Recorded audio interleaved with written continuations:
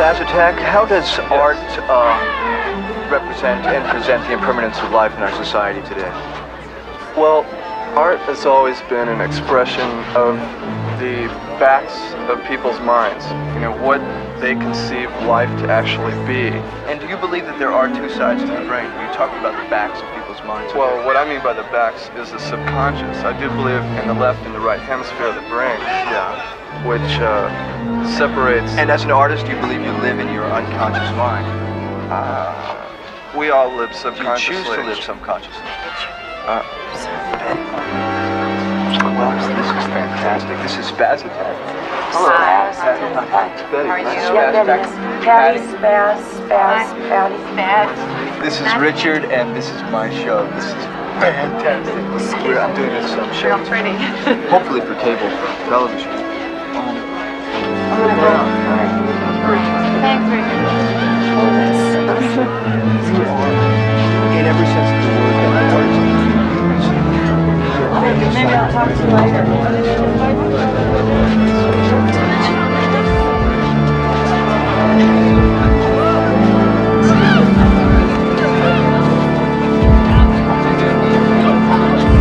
Steve. How are you? This is Patty. Patty, Steve.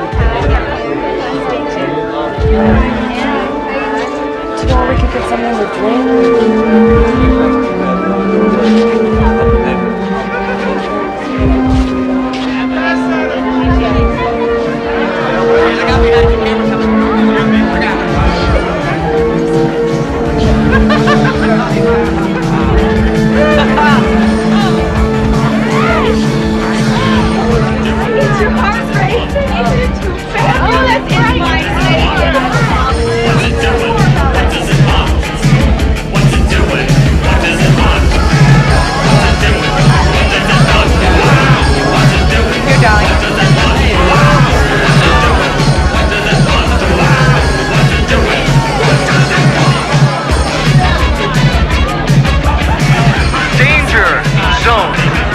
Bring it in here, excuse me.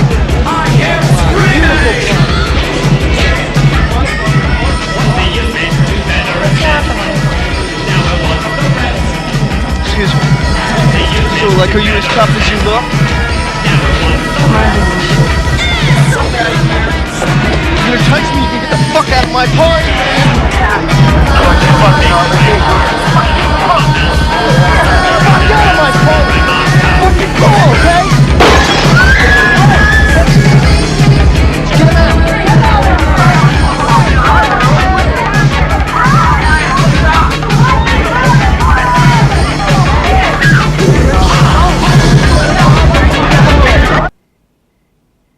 Mike's Murder is directed by James Bridges and stars Deborah Winger.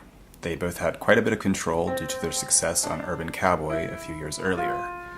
The screenplay was the first original from Bridges after his 2 Oscar nominations for writing, and it told a very familiar neo-noir story, only it was written, filmed, and finished in its original cut as a story told backwards.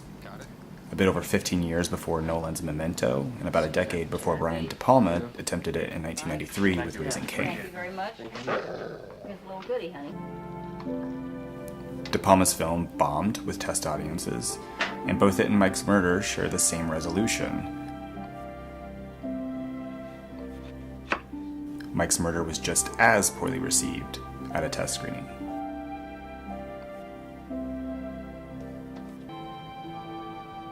The sad thing is that... fuck my ass. Okay. The sad thing is that Mike's Murder is such a small film, one forgotten over time due to a mixture of its text... Oh, my fucking bitch.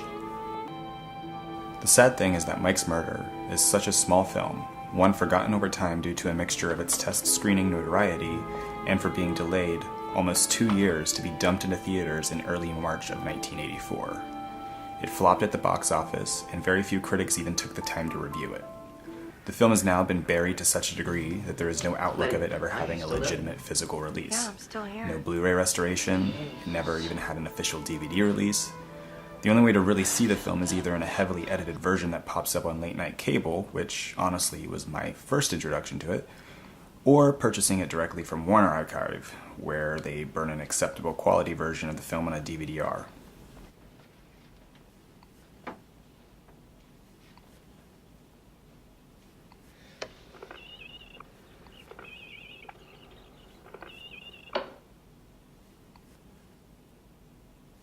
I honestly didn't know how to approach this video, and I still don't.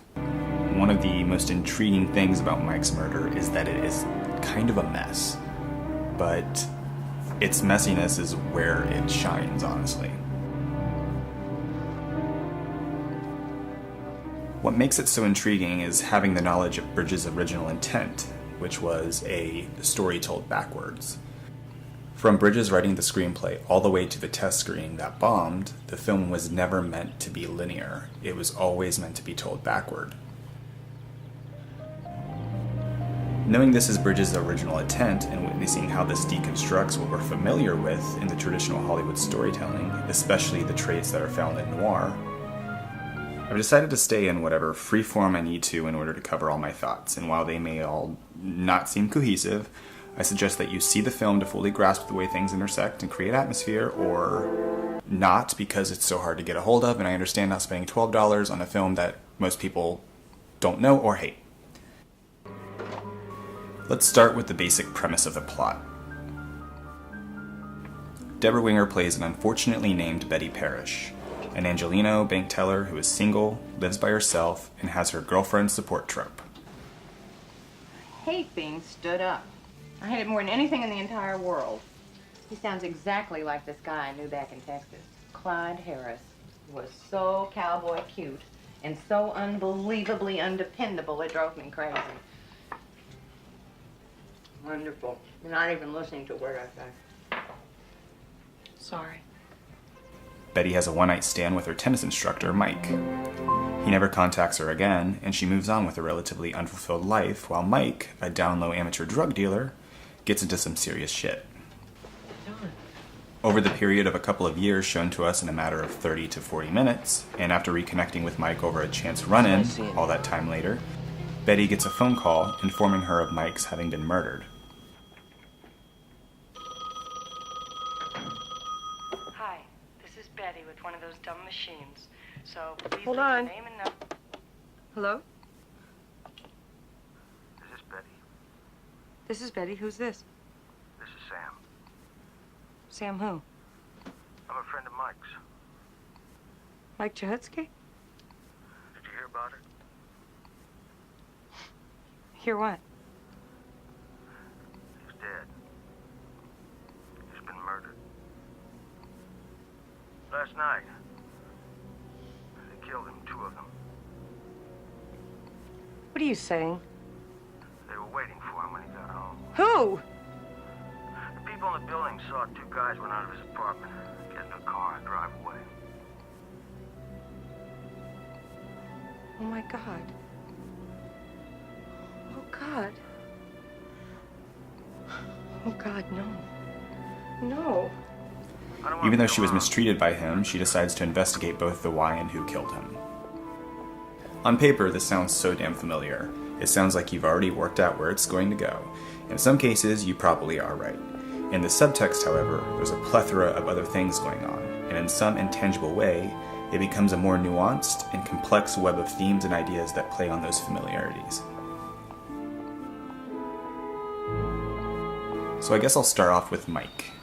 He gets murdered. Brutally. It's all over a drug deal gone sour, where his co-partner, a guy named Pete, took some of the product.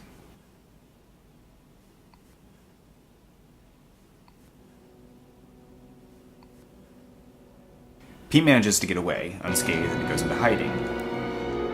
In a strange layout, the first 40 or so minutes of Mike's murder tells us everything we need to know about Mike and why he was murdered, which makes Betty's personal investigation later a bit difficult than most films like this. Even though a product of the film being reversed to linearity, the structure of details remains the same as if it were played backward. We get all the information we need at the start, and then we, as audience, watch as Betty is left in the dark. It's interesting, most of all, because while she learns of his being a drug dealer, it's not what she ends up stumbling into on her investigation.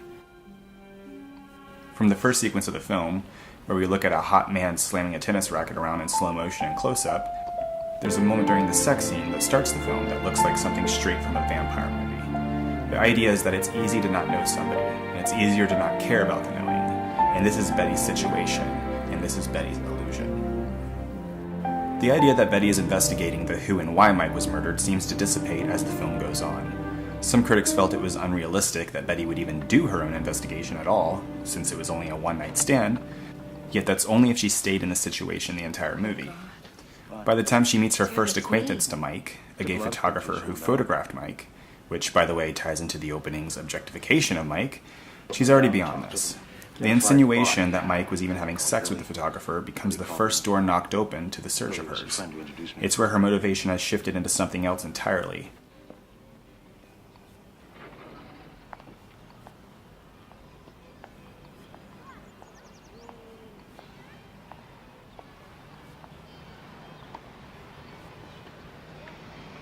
Something sadder and something more enigmatic. Betty acts as a cipher in a way for the idea of the lonely and aimless in Los Angeles. Her months to years not seeing Mike have no effect on her emotional attachment to him. It's never specified, but her job as a bank teller and her being single and living alone in the big city are telling signs that, by sleeping with her, Mike had in some fashion opened her up to the possibilities of filling a particular void. The only thing that's scary here is the leap of faith she's making, her willingness to overlook the way Mike treated her just for the idea of something happier. As Betty explores who Mike was, she, and thus the audience, really don't learn a whole lot about his past. What we do learn is pieced together, well, not pieced together, just scrambled like little puzzle pieces, by the people Mike has an effect on. The photographer is one, yet there are many others. In one of the film's most stunning scenes, Betty arrives at a Hollywood mansion owned by a man named Philip Green, who's a record producer. I heard about it and I want to know if it's... If what? If it's true? Yes, it's really true.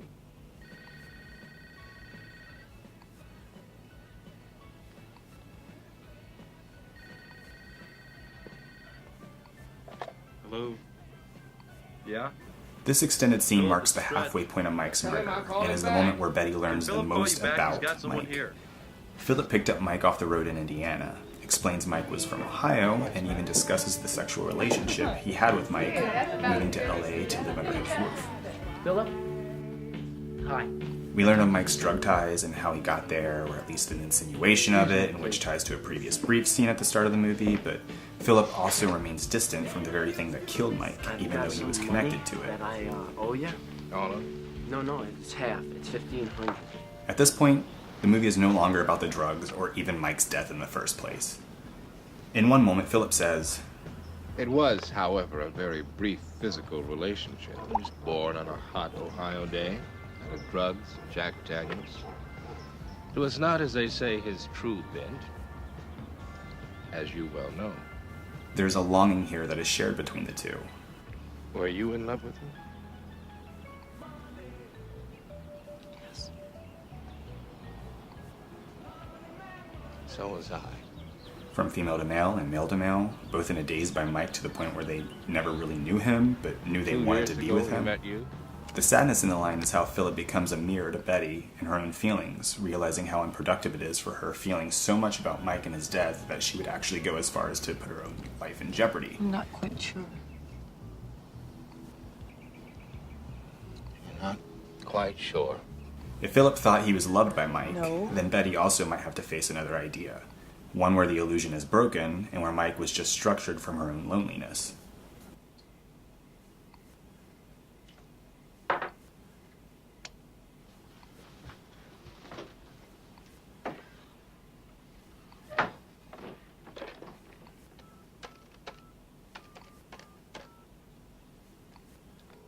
After Mike's death in the movie, his co-dealer Pete gets his own side of the plot, where he's on the run from those who murdered Mike.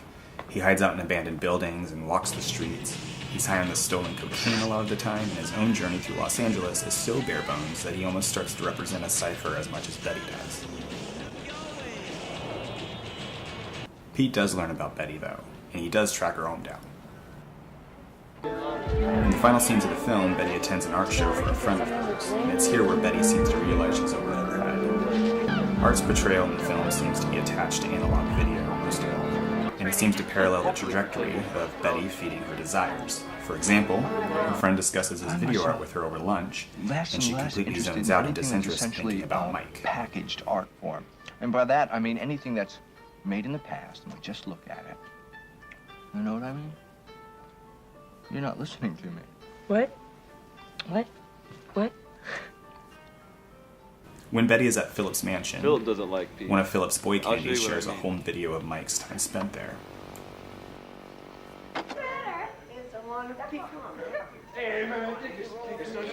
Philip didn't know Pete was here.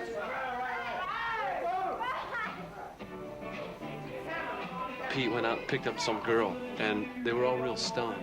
And I felt sorry for this girl, the way they were treating her.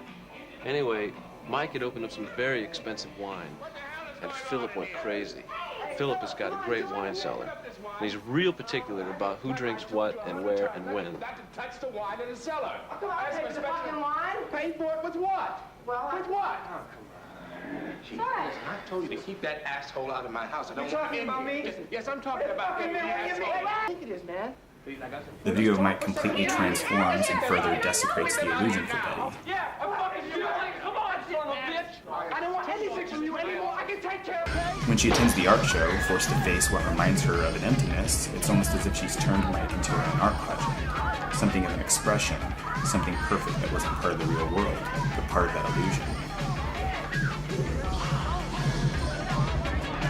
The final scene reaches a point of melodrama, mixed with the home invasion thriller. Pete does show up, the reality of her own desires being brought back to her, with a coked-up psychopath holding her hostage. Stop it. I'm not gonna hurt you. In a film that minutes earlier showed an interview with Spaz Attack of all people, and goes on to this level of bizarreness, makes these two ciphers of different worlds within the concrete and brick of Los Angeles, face to face, Betty back to reality, Pete completely torn from it. Hi, this is Betty with one of those dumb machines. So please leave your name and number and the time you called when you hear the sound of the computer. Bye. Mike's murder grows with thought. It also enriches with rewatches. I've seen the film 6 times now. That structure, where the reverse has been reversed, shakes up how we perceive the pieces of the story we're given. Things don't garner their power until we factor in what we learn later, and the elusiveness of not learning everything is part of the reason the film becomes so haunting.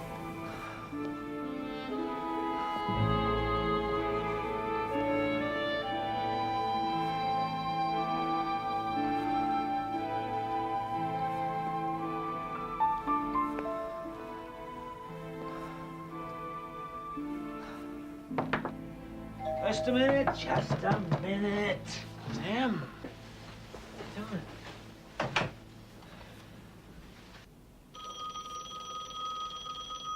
Take, for example, a scene that's only about 20 minutes into the film, before the murder, where Mike does call Betty for the first time in years. They flirt. Hello? Hi, Who is this? it's Mike. Mike? Yeah, how's your backhand? Is your backhand any better? Mike says Mike. many sweet things. Hi. One in particular causes a reaction from Betty that is I pervasively was relieved. watching TV. I just had a swim, and I'm lying here on the edge of the pool, and I started thinking about you. A recognition, but also a connection. Nice. This is the one scene in the film where a character looks genuinely happy, and it happens to be our protagonist who, in other scenes, doesn't crack a smile work or tomorrow. has to force one to save face. On Saturday? Tomorrow's only Friday. Are you sure? I thought today was Friday. No, today is Thursday, Mike. Well, what do you know? I lost the whole fucking day there somewhere. Mike? Back to the scene at Phillips Mansion, we learn where the pool actually was, and it strikes us that Mike was calling her at the very house where he was sleeping with Philip and other men. When he mentioned a pool in the past, asking where it was irrelevant to Betty. What mattered to her was that recognition and that illusion of connection.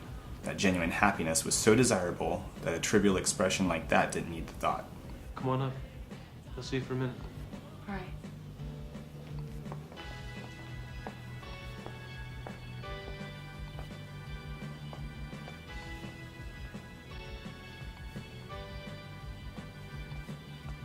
The phone call scene is incredibly depressing on rewatch, and it further brings to question whether or not Mike really was connecting, or if this was another case of somebody being a stepping block to his own desires and wants himself.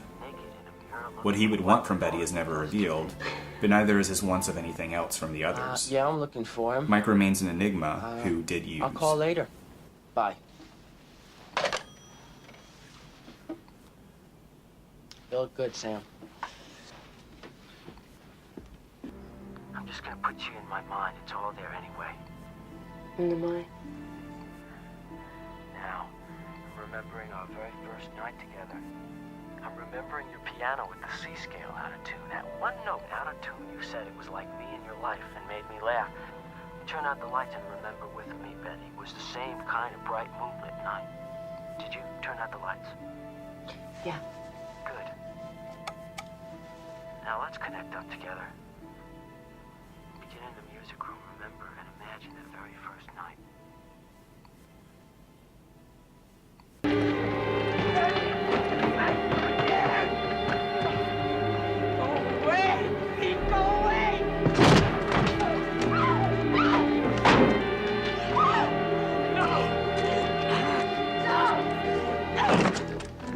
At the very end of the film, Betty is saved from her brutal attack, from an almost ghostly figure that takes Pete away.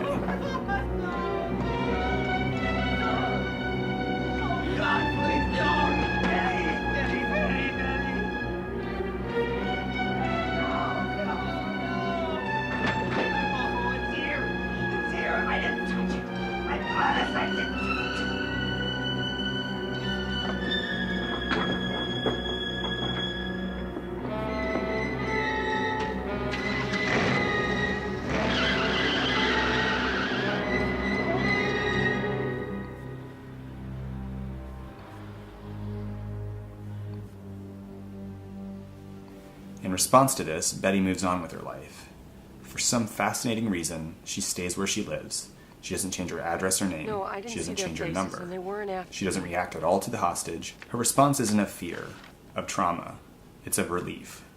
She's living on the edge, to the point where she's content with the emptiness and changed by the danger, who has broken her illusions and grounded herself in contentment.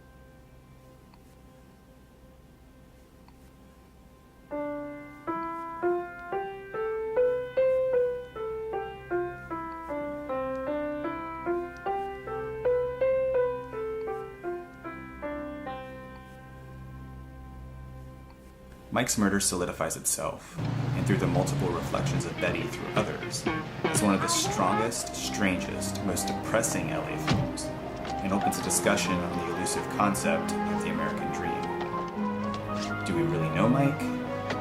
Does LA really even know itself?